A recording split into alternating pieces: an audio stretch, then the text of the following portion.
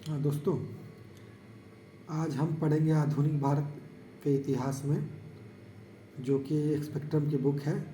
उसमें चैप्टर पढ़ेंगे सामाजिक सुधार और सामाजिक चेतना की उत्पत्ति और प्रसार। आप लोगों को पढ़ाने से पहले मैं आपको कुछ बेसिक बातें बता देता हूँ, जिससे कि आपके जो क्लियर हो जाएंगे सारे जो बातें हैं, आपको समझ में ज़्यादा अच्छा से आएगा। क्या हुआ था देखिए, 18वीं शताब्दी में यूरोप में एक नवीन बौद्धिक लहर चली, जिससे कि नए युग का सूत्रपात हुआ। और यह युग था तर्कवाद और विज्ञानवाद पर आधारित था। इसे ही पुनर्जागरण की संज्ञा भी दी जाती है, इसी को पुनर्जागरण कहते हैं। लेकिन ये जो पुनर्जागरण था ये केवल यूरोप के लिए नहीं था, इससे सभी देशों में ये फैल गया। यूरोप से लेके भारत तक भी अछूता नहीं रहा इस पुनर्जागरण से। 18वीं शताब्दी के समय में जो हिंदू समाज था वह अनेक सामाजिक बुराइयों से और अंधविश्वास से जकड़ा हुआ था। उसमें भी समाज में जो स्त्रियों की स्थिति थी वह एकदम दयनीय थी। क्या होता था कि लड़कियों को ज़बरदस्ती जलती चिता पर डाल दिया जाता था, जिसको हम लोग सती प्रथा के नाम से जानते हैं। आपको पता है राजा राम मोहन राय, जो कि सती प्रथा को दूर करने के लिए काफ़ी प्रयासरत थे, उन्होंने तो सती प्रथा को शास्त्र की आड़ में हत्या की संज्ञा दी थी। उसके साथ अलग सामाजिक बुराई थी, जाति प्रथा जैसे बुराई थी। जाति प्रथा भी एक महत्वपूर्ण बुराइयाँ थी। वर्ण या जाति में निर्धारित थी, वैदिक कर्मकांड के आधार पर था वो जाति। और जाति में सबसे निचले पायदान पर कौन थे?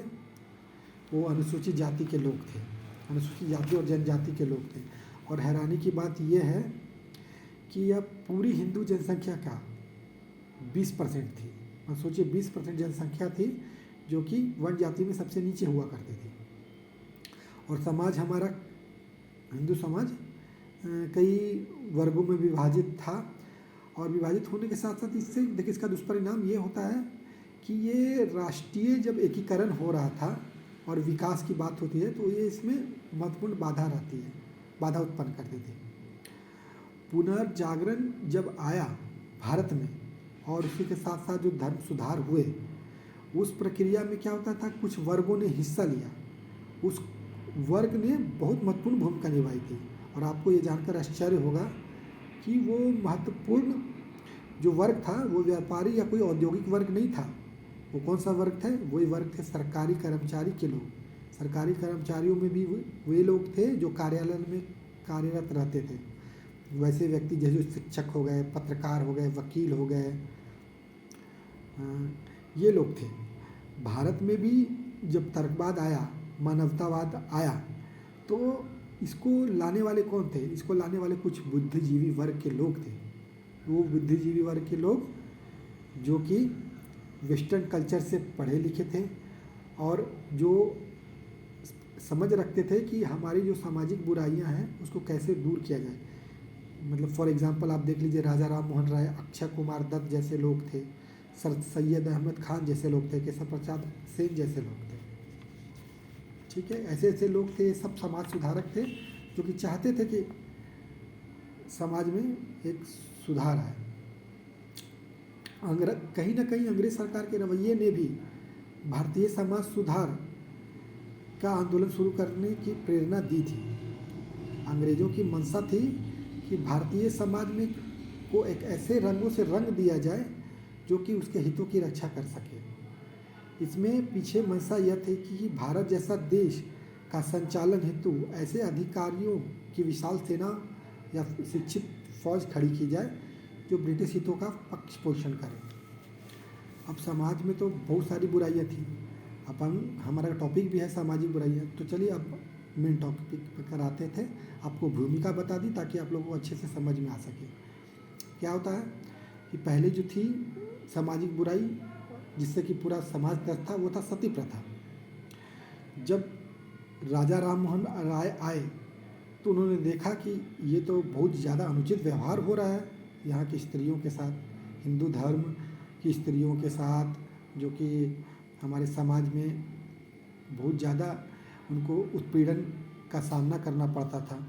तो राजा राममोहन राय के प्रयास से सती प्रथा पर रोक लगाई गई।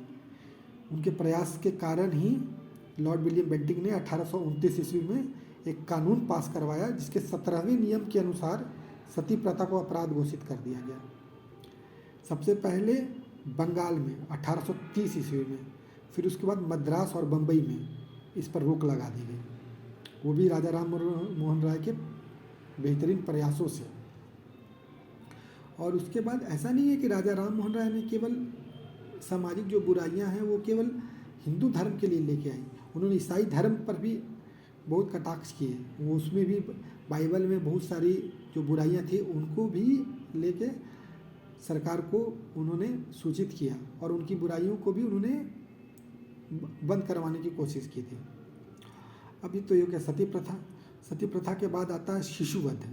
शिशुवध क्या था कि बच्चे में भी इसमें भी स्त्रियों पर ही ज़्यादा उत्पीड़न होता था। जो छोटी बच्चियां जब पैदा लेती थी तो उनको क्या करता था, उनको मार दिया जाता था। ये प्रथा बंगालियों और कुछ राजपूत फैमिलियों में ये हुआ करती थी। ये भी दोष ऐसा था जो हिंदू धर्म पर एक धब्बे के समान था, परंतु उस पर भी बहुत सारे समाज सुधारकों ने इसको रोकने के लिए बहुत काम किया। 1795 ईस्वी में बंगाल में सबसे पहले 21वें अधिनियम के तहत इस पर रोक लगा दी गई।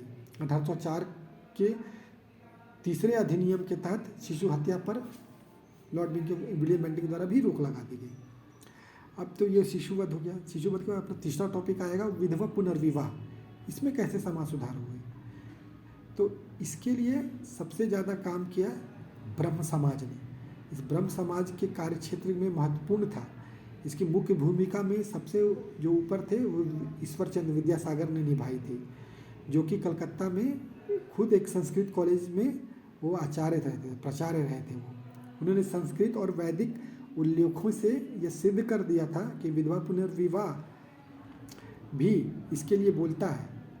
मतलब कहने का मतलब है कि वेदों में भी लिखा हुआ है कि आप विधवा को पुनर्विवाह कीजिए, वो मतलब उनको भी जीने का हक है।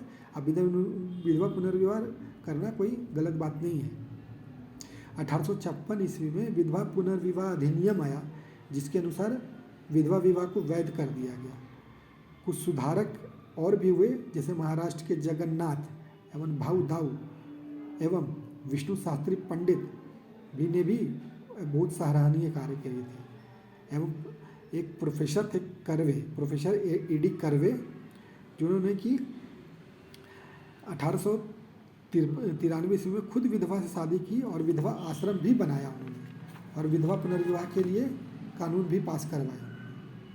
तो फिलहाल अभी के लिए आपको मैंने सती प्रथा, शिशुवध और विधवा पुनर्विवाह के बारे में डिटेल से जानकारी दे दी।